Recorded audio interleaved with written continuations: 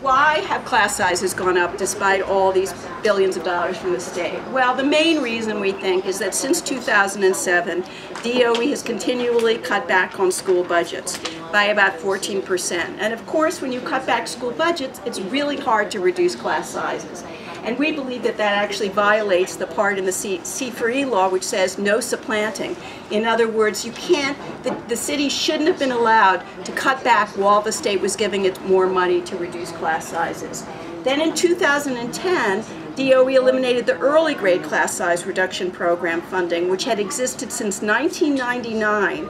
And it was a state-funded program which then got folded into C4E.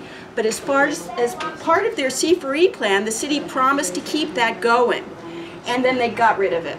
And that was a terrible thing to do. Then the next year, in 2011, they had a long-standing agreement with the union that they would cap class sizes in grades 1 through 3 at 28. And in 2011, DOE said we're not going to stand by that agreement anymore. So they can go up to their contractual maximum, which is 32. And it tripled the number of kids in grades 1st through 3rd at 30 or over. And those are classes that should be at 20 or less. And then this year, they sent a memo around to all the principals basically saying as part of their special education initiative, which was a good thing, you know, you should be including special needs kids in your regular classrooms, but they said you have to include as many up to the contractual maximum. So in other words, they basically were telling principals that in order to include more special ed kids, you have to have class sizes of 32. And I don't think anybody who has a special needs kid or who knows about special ed thinks that kids can be successful in classes that large. Inclusion classes are not going to work. Okay, and it's also true that the money went flatlined and went down a little from the state, which is a big problem, and we have to fight to get our full funding. But you can see from this graph, this green line is the amount of money we got the first few years. The red line is what happened to class sizes at the same time. So even as we were getting more money from the state, class sizes were going up. So this is just some data about how the number of teachers have been cut by 5,000 since 2007, despite rising enrollment. And we have the smallest number of pedagogues, which are mostly teachers, that's the classification, employed by DOE since 2003 last year. And the largest number of non-pedagogues, which is non-teachers, since at least 1980. The highest percentage of non-pedagogues to pedagogues since 1993. And as you probably know, the spending on testing, contracts, consultants, and more bureaucrats have all gone up. But can we afford to reduce class size? That's what everybody says. We can't really afford to. It's too expensive, blah, blah, blah, blah, blah, blah.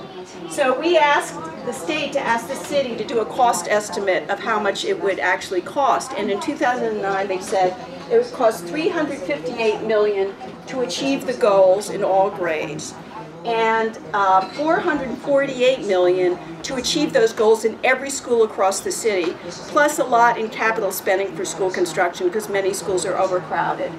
This year we received more than $530 million in C4E funds, so we should have been able to afford that. We still can afford that. And $358 million per year is less than 1% of the DOE's entire budget.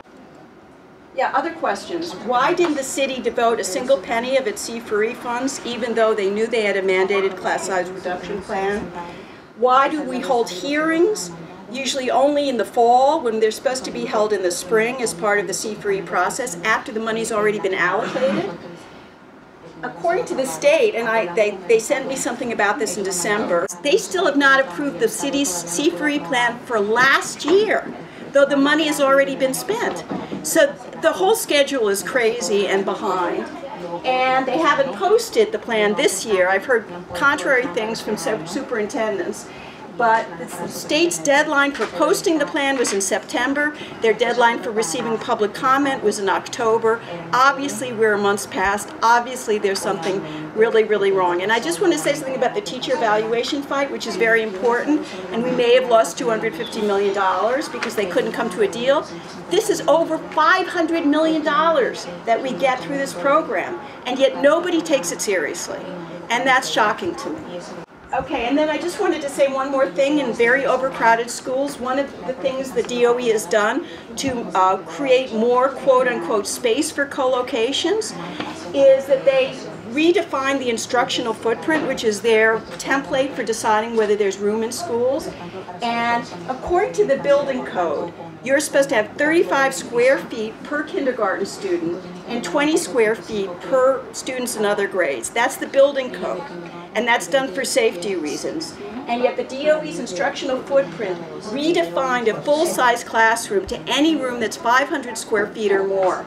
Legally, that would hold only 14 kindergarten students and only 25 students in other grades. So I believe that there are many, many classrooms around the city which are violating the building code. I strongly suggest that you check the square footage of the rooms in your school by going to the annual facility survey that's on the DOE website. They have a list of every room and the square footage, and see whether your child's classroom is violating that code or not.